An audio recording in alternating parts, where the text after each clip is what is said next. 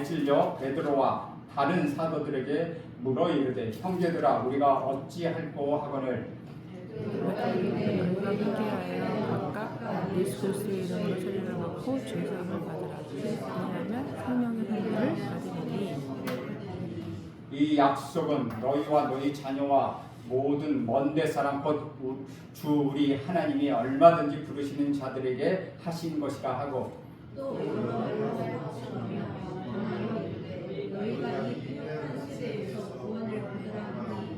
그 말을 받은 사람들은 세례를 받으며 이날의 신도의 수가 3,000이나 더하더라. 그들이 사도의 가르침을 받아 서로 교제하고 떡을 떼며 오로지 기도하기를 힘쓰니라. 아멘. 이것은 주님의 말씀입니다. 오늘은 우리들이 어찌할 거라는 제목으로 여러분과 같이 은혜를 나누려고 합니다. 사도행전 2장에는 기독교 역사에서 있어서 세 가지 중요한 사건이 기록되어 있습니다. 첫째는 오순절 성령 강림의 역사 사건입니다. 두 번째는 이 사건에 대한 베드로의 첫 설교가 이어지고, 셋째는 그 결과로 나타나 예루살렘의 초대 성도들의 모습과 유대인들과 구별되는 새로운 신앙 공동체인 교회가 탄생하는 모습을 증언하고 있습니다. 오늘 본문은 세 번째 사건으로 베드로의 설교를 대하여 그들의 반응으로 시작합니다. 유대 땅 팔레스타인을 중심으로 각 나라에 흩어져 살던 경건한 유대인들은 오순절이 다가오자 예전과 같이 모국 유대 땅 예루살렘 성전을 찾았습니다. 신학자 예레미야스에 의하면 예수님 당시 예루살렘에 거주했던 유대인들은 약 5만 5천에서 9만 5천 명 되었다고 이야기합니다. 그런데 유대인들이 3대 명절 시기의 순례자로 인하여 훨씬 더 많은 사람들이 그 예루살렘 성에 운집했다는 것이죠.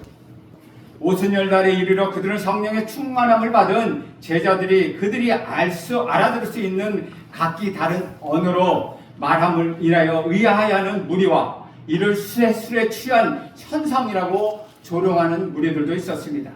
이에 성령의 충만함을 받은 제자들을 대표해서 베드로가 그 자리에서 일어서서 모인 사람들 앞에 오순절에 임한 성령의 의미를 담대하게 소리쳐 선포합니다. 베드로의 설교는 구약 말씀에 근거하여 예수님의 사역과 예수님의 죽음과 예수님의 부활과 예수님의 승천으로 이어졌습니다. 그리고 이 말을 들은 이들에게 구원의 메시지를 선포합니다. 37절 보면은 그들이 이 말을 듣고 마음에 찔려 베드로와 다른 사도들에게 물어 이르되 형제들아 우리가 어찌할꼬 하거늘. 베드로의 설교를 들은 그들은 가슴에 찔렸다고 말합니다. 그들이 마음에 찔렸다고 증거하고 있다는 것이죠. 그들이 마음에 찔렸다라는 것은 양심의 가책과 함께 죄책감에 사로잡혔음을 의미하고 있습니다. 즉 그들이 베드로의 설교를 듣고 나서야 자신들이 그토록 소망하던 메시아가 자신들이 배척하여 저주의 골고다 골짜기에 가서 못 박혀 죽게 했던 나사렛 예수임을 비로소 깨닫게 되었다는 것이죠. 방금 전까지만 해도 성령에 충만하여 방언하는 제자들을 보고 세술에 취하였다고 조롱하던 그들이 베드로의 설교를 듣고 나서는 마음이 찔렸다고 합니다. 그래서 베드로와 다른 사도들을 붙잡고 형제들아 우리가 어찌할꼬 하면서 통회했다는 것이죠. 설교를 듣기 전에는 베드로와 다른 사도를 보고 저들이 갈릴리 사람들이 아니냐 하며 무시했다는 것입니다. 그들의 말은 그들을 무시하고 격하는 말투였다는 것이죠. 그런데 설교를 듣고 나서 그들을 보고 형제들아 라고 부르고 있다는 것입니다. 그 말은 곧 베드로와 다른 사도들이 결코 무시할 수 없는 사람이란 사실을 그들은 깨닫게 되었기 때문입니다. 마음이 찔리도록 자기들의 잘못을 뉘우친 그들은 즉각 베드로와 다른 사도들에게 형제들아 우리가 어찌할까? 라고 묻습니다. 방금 전까지 세술에 처했다고 조롱해 그들이 어떻게 이처럼 자신의 잘못을 깨닫게 되었을까요? 베드로의 설교 듣고 잘못을 깨달았습니다. 그렇다면 조롱하던 그들이 자신의 잘못을 깨닫게 설교했던 베드로는 누구였습니까? 복음서에 묘사된 베드로의 모습은 매우 급하고 경우가 없고 과격한 이미지로 비추어져 있습니다. 그리고 예수를 주와 그리스도가 되게 하셨습니다. 베드로의 설교의 내용은 바로 그런 것이었습니다. 베드로의 설교는 오순절을 지키기 위하여 예루살렘에 모여든 수많은 유대인들을 압도했다는 것이죠. 베드로의 설교를 듣고 보니까 그동안 자신들이 얼마나 무지했고 또 하나님 앞에서 얼마나 큰 죄를 저질렀는지 깨닫게 되었습니다. 베드로의 설교 한마디 한마디가 마치 예리한 검과 같이 자신의 마음과 양심을 찌른 것 같은 아픔을 느꼈습니다.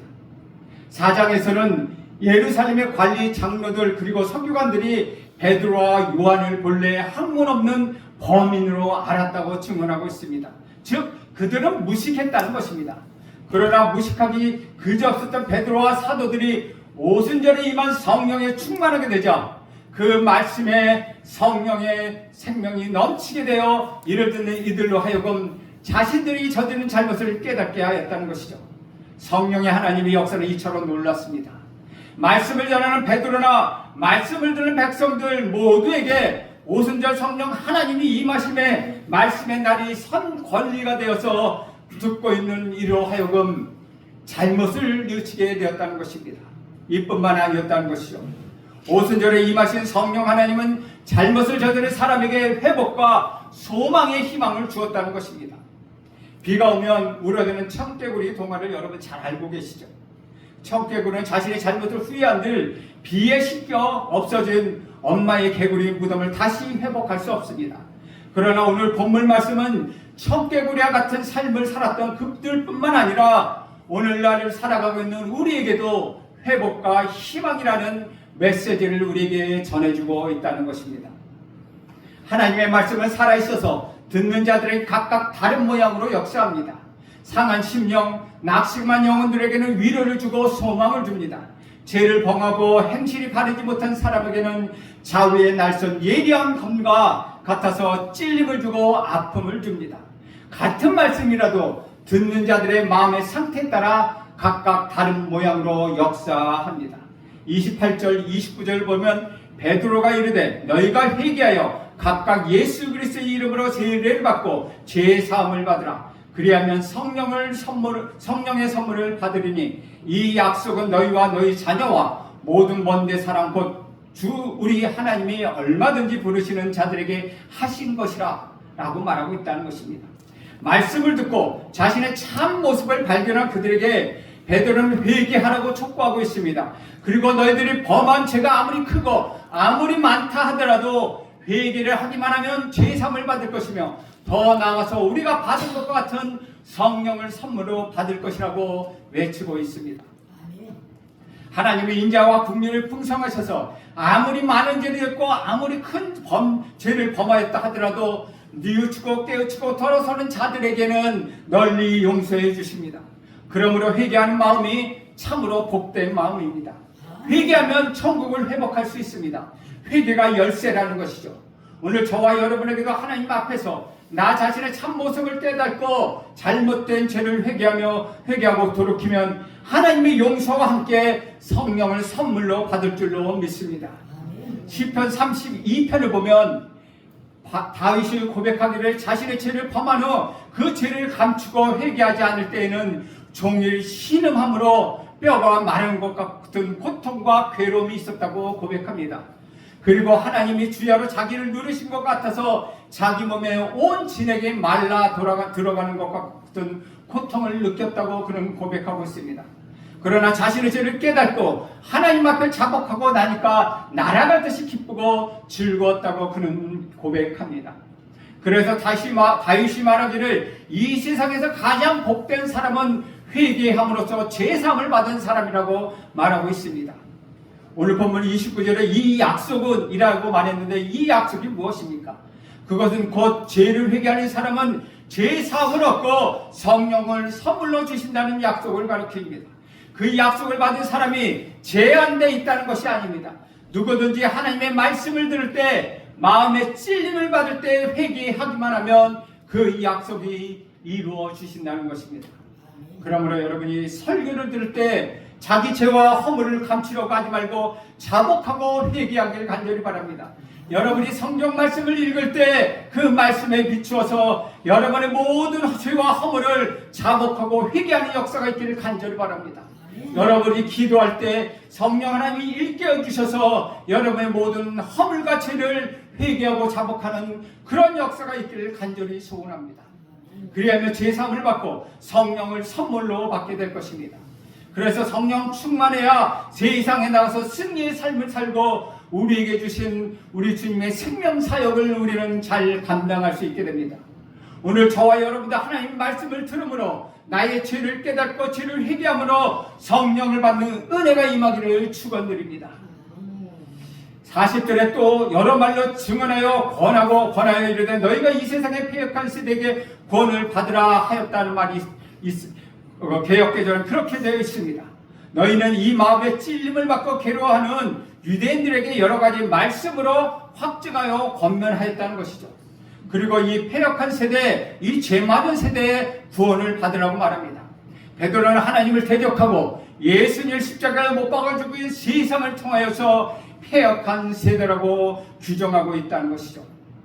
이처럼 육신의 욕심에 사로잡혀서 하나님을 외면하고 자기 중심으로 살아가고 자기 욕심에 따라 살고 자기가 하고 싶은 것을 행하는 세대를 우리는 패역한 세대라고 이야기합니다.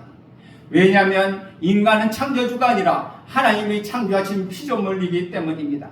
하나님을 믿는다고 말하면서도 그 멀리서 절기를 지키려고 모든 일을 책쳐주고 예루살렘 성에 와서 하나님 앞에 제사를 드린다고 해도 저들의 마음속에는 하나님을 인정하지 않고 그저 자기 일을 내세우고 자기 중심으로 행하는 종교 행위는 패역한 세대라는 것입니다. 패역한 세대는 노아의 방주시대와 같이 무서운 하나님의 심판밖에 없다는 것이죠. 오늘 우리가 살고 있는 이 시대는 과연 의로운 시대입니까? 아니면 패역한 시대입니까? 여러분이 잘 아는 것처럼 악하고 패역한 시대입니다. 우리 예수님은 마태복음에서 이렇게 이야기합니다. 마태복음 11장 17절에 이르시되 우리가 너희를 향하여 피를 불어도 너희가 춤추지 않고 우리가 슬피 울어도 너희가 가슴을 치지 아니하였다라고 말씀하고 있다는 것이죠. 이 말씀 곧 이 시대에 사는 사람들이 그만큼 감정이 메말랐고 진리 되신 우리 구주 예수 그리스도에 대하여 관심이 없다는 것입니다. 소돔과 고모라 성에서 의인 10명을 찾으시던 우리 주님께서 오늘 이 시대에 과연 하나님의 말씀에 귀 기르는 사람은 있겠습니까? 과연 의로운 사람은 있습니까? 라고 지금 찾고 계시다는 것입니다. 베드로전서 3장 9절에 보면 이렇게 기록합니다. 예수님의 약속은 어떤 이들이 더디라고 생각하는 것이 것같이 더딘 것이 아니라 오직 주께서 너희를 대하여 오래 참으사 아무도 멸망하지 아니하고 다 회개하게 이르길 원하시느니라. 예수님은 반드시 최후의 심판주로 이 땅에 재림하십니다. 그러나 아직 재림하지 않고 계시는 것은 아무도 멸망하지 않으시려고 모두 회개하기를 기다리고 계시다는 것이죠. 악하고 패악한 세대 예수를 믿고 구원받는 것밖에 우리의 소망은 없습니다. 베드로가 외친 것이 이 패역한 시대에 예수를 믿고 구원을 받으라는 것입니다. 41절에 보면 이렇게 기록합니다. 그 말을 받은 사람은 세례를 받으며 이날에 신도의 수가 3,000이나 더하더라. 베드로의 설교가 얼마나 강력했으면 베드로의 설교가 얼마나 힘이 있었던지 베드로의 확신 있는 설교가 얼마나 설득력이 있었던지 그 말을 듣고 자신의 참모습을 발견하고 회개하며 하나님께 돌아온 사람이 무려 3,000명이나 되었다는 것입니다. 예수님 시대에 없었던 역사입니다. 왜 그렇습니까? 보혜사 성령의 역사이기 때문입니다. 성령이 저들의 마음을 깨닫게 하시고 하나님을 알게 하시고 우리 구주 예수 그리스도의 복음을 듣게 하신 것입니다. 말씀을 듣는 자는 살아있는 것입니다. 오늘 주시는 하나님의 말씀이 지금 나에게 주시는 하나님 말씀을 받아들일 때 지금 여러분에게 주시는 하나님의 말씀으로 받아들일 때 성령의 역사가 나타난다는 것입니다.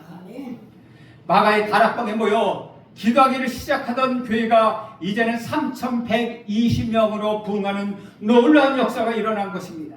그뿐만 아니라 날마다 구원받는 숫자가 늘어났다고 말하고 있습니다. 저는 지금 하나님의 역사도 동일하다고 믿습니다.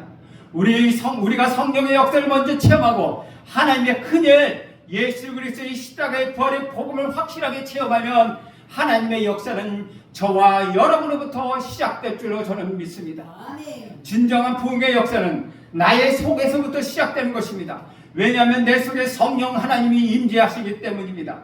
성령 하나님은 일할 준비가 다 되어 있다는 것이죠. 문제는 내가 믿음으로 화합하고 하나님의 인도하심에 따라 순종하며 복음의 나팔을 불며 하나님의 역사는 바로 그 사람을 통하여 시작되는 것입니다. 오늘 본문 말씀에 나오는 초대교회 예루살렘 교회가 어떻게 3,000명이 회개하고 돌아왔겠습니까? 첫째는 뜨거운 기도가 있었습니다. 둘째는 성령 충만함이 있었습니다. 셋째는 베드로의 성령 충만한 설교가 있었습니다. 우리에게도 성도의 뜨거운 기도가 있어야 합니다. 온 성도가 성령 충만함을 받아야 합니다. 또한 담임 목사인 저와 여러 사람들을 비롯하여 사역하는 여러분 모두도 성령 충만함을 받아 말씀을 듣고 할 때 살아 움직이는 역사가 일어날 것입니다. 42절에 보면 그들이 서로의 가르침을 받아 서로 교제하고 떡을 떼며 오로지 기도하기를 힘쓰니라 라고 말씀하고 있습니다. 회개하고 세례받은 자가 3,000이나 더한 것은 교회의 양적인 큰 부흥을 가져왔다고 할 수 있습니다. 이제 저희들이 함께 모여서 새로운 복음의 시대를 열게 된 것입니다. 초대교회가 비로소 시작되었다는 것입니다. 이렇게 영적인 부흥이 일어난 뒤에 반드시 내적인 양적과 성장이 이루어져야 한다는 것이죠. 양적으로 아무리 많은 부흥을 경험한다 할지라도 그들을 온전히 세워지지 않는다면 부실공사한 건물처럼 무너지고 만다는 것이죠. 오순절날 설교를 듣고 회개하고 세례를 받은 3,000명은 다 새롭게 결단한 새로운 신자들입니다. 아직도 우리 구주 예수 그리스도에 대하여 제대로 알지 못하고 있습니다. 다 유대교에 속했던 자들인지라 기독교 진리에 대해서 그들은 잘 모릅니다. 이렇게 어떻게 생활해야 할지 잘 모릅니다. 성령의 역사에 대해서도 교회에 대해서도 잘 모릅니다. 그렇기 때문에 새로 믿는 그들에게 반드시 필요한 것이 가르침이었다는 것이죠. 그래서 그들은 사도의 가르침을 받았습니다. 설교를 듣는 것도 아주 중요하지만 듣는 것 가지고는 신앙이 체계적으로 자랄 수가 없다는 것이죠. 체계적으로 가르침을 받아야 한다는 것입니다. 많은 분들이 회개하고 예수를 믿기로 작정하고 교회 생활을 하는데 하나님 말씀을 체계적으로 가르침을 받지 못하면 문제가 생긴다는 것이죠. 믿음의 근거가 하나님의 말씀인데 말씀을 모르고 신앙생활을 한다는 것 얼마나 어리석은 일입니까? 말씀을 배워야 합니다. 그래서 말씀을 통해서 하나님을 알고 하나님 뜻을 바로 알고 내가 어떻게 살고 어떻게 선택하고 어떻게 나가야 하는지를 깨닫게 해야 되는 것입니다. 그런 의미에서 저는 여러분에게 분명히 권면합니다. 신앙생활의 기초는 말씀을 묵상하는 것입니다. 말씀을 매일매일 읽고 듣고 그 말씀 속에서 하나님의 인도하심을 받으시길 바랍니다. 오늘 나를 향한 하나님 뜻이 무엇인지 알아야 하나님과 함께 동행할 수 있지 않겠습니까? 한 주일에 한 번 나와서 말씀 듣는 것으로는 신앙생활하는 것은 매우 힘든 생활일 것입니다. 왜냐하면 하나님 날마다 우리를 인도하시고 우리와 함께 하시기를 원하는데 구체적으로 인도함이 없이 신앙생활을 하는 것이라면 우리가 요즘 묵상하고 있는 사도행전처럼 신앙은 그렇게 형식적으로 될 수가 없다는 것입니다. 즉 우리가 묵상하는 갈라디아의 교회처럼 그렇게 그 신앙은 형식으로 남게 된다는 것이죠. 신앙의 능력이 나타나지 않습니다. 율법주의에 빠져서 내가 내 삶의 주인이 돼서 내 마음대로 살다가 주일에 와서 비로소 하나님 나의 주라고 고백하는데 실제적인 주인은 나라는 것입니다. 내가 하고 싶은 일을 내가 하는 것이 곧 선한 것이라고 착각에 빠져 살아간다는 것이죠. 주 안에서 살아가는 여러분, 나는 아닙니다. 나는 죄악 덩어리입니다. 나는 죄의 공장입니다. 언제나 내가 주인이 되어 살아가는 나는 죄에 찌들어다는 삶이요 병든 나라는 것입니다. 내가 지배하는 삶을 살아가면서 내가 신앙생활을 하고 있다고 생각한다면 그것이야말로 외식주의요 종교주의에 빠져있는 것입니다. 생명이 없는 신앙생활, 보혜사 성령의 역사를 체험하지 못하는 신앙생활, 언제나 나만 큰소리치는 어리석은 삶을 살게 된다는 것이죠. 신앙생활은 그런 것이 아닙니다. 내 안에 계시는 성령의 지배를 받고 성령의 인도하심을 받아 세상 속에서 빛과 소금의 역할을 잘 감당하며 하나님의 뜻을 이뤄가는 삶, 그런 삶이 되어야 하루를 살아도 행복하게 살 수 있다는 것입니다. 그러므로 말씀으로 돌아가야 합니다. 우리에게 주는 생명의 샘물가를 통하여서 하나님의 말씀을 펴고 하나님의 인도하심을 받아 오늘 하루도 힘있게 살아가는 여러분 되시길 간절히 바랍니다. 그리고 성경을 체적으로 공부해야 합니다.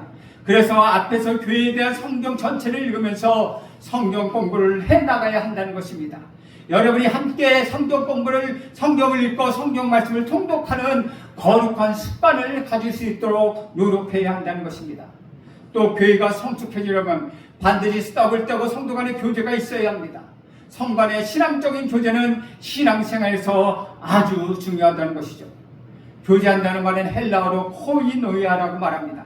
코이노이아의 뜻은 나눔, 교제라는 뜻을 갖고 있습니다.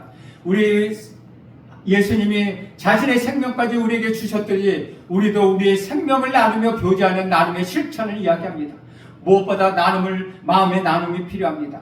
우리 교회를 통해서 많은 사람들이 서로 나누는 그런 실천이 있길 간절히 바랍니다. 사랑하는 여러분, 하나님의 교제뿐만 아니라 나와 너와의 교제가 진정으로 우리 가운데 이루어질 때 하나님 나라는 이루어진다는 것입니다. 요즘 어떻게 지내고 있습니까? 걱정은 없습니까? 기도 제목은 무엇인지 함께 나누면 그 기도가 배가 되고 슬픔을 나누면 반으로 줄어든다는 이야기가 있지 않습니까? 바로 그런 기도 제목을 나누며 서로 교제하는 것, 그것이 바로 이 교회라는 것입니다. 그리고 떡을 떼라고 말합니다. 이것은 성만찬입니다. 예수 그리스도의 십자가를 죽음을 기념하여 예수의 생명을 먹는 것입니다. 우리가 떡을 떼는 것은 우리 구주 예수 그리스도께서 우리를 위하여 자기의 몸을 찢기신 것을 기념하는 것입니다. 우리 예수님께서 나는 하늘로서 내려온 산떡이니 사람이 이 떡을 먹으면 영생하리라고 말씀하고 있습니다. 그리스도의 보혈은 과거의 죄로부터 구원하는 능력이 있습니다. 그러므로 보혈이 아니면 죄의 용서를 받을 수 없기에 그분이 피 흘림으로써 죽음을 택하신 것입니다. 왜냐하면 피 흘림이 없는 죄사함이 없기 때문이라는 것이죠. 하지만 떡과 잔이 실질적으로 우리 그리스도의 예수 그리스도의 피와 몸과 피로 변하는 것은 아닙니다. 단지 예수 그리스도께서 우리를 위하여 어떠한 고난을 받으셨는지 알고 기념하는 것입니다. 또 성찬은 우리가 주님의 지침을 시인하는 것입니다. 예수님께서 제자에게 떡을 떼어주며 말씀하셨습니다. 받아 먹으라, 이것은 내 몸입니다. 그리고 잔을 가지고 축사하여 이것은 제사함을 얻게 하려는 많은 사람들을 위하여 흘린 바 나의 피, 언약의 피라고 말씀하셨습니다. 이렇게 맹하신 주님은 이것을 행하여 마실 때마다 나를 기념하고 말씀하셨습니다. 떡을 떼며 잔을 마심으로 우리 구주 예수께서 우리 안에 살아계심을 다시 한번 확인하고, 또한 우리가 성만찬을 통하여 나를 기념하라는 그 말씀에 순종함으로써 우리가 예수 그리스도 안에 있음을 시인하게 되는 것입니다. 그러므로 성찬식은 우리가 예수 안에 있음을 확인하는 의식입니다. 주님은 우리뿐만 아니라 온 인류를 위하여 그분의 보혈을 흘리셨습니다. 우리 주님께서 자신의 몸을 찢으셔서 우리에게 생명을 주셨으니 우리도 그들에게 힘을 다하여 수고함으로 영혼을 주님께 인도해야 한다는 것이죠. 초대교회는 사도의 가르침을 받았습니다. 두 번째로 서로 교제하며 떡을 떼었습니다. 세 번째는 오로지 기도하기에 힘썼습니다. 마지막으로 그 교회도 기도하기에 힘썼다고 말합니다. 교회는 기도하는 집입니다.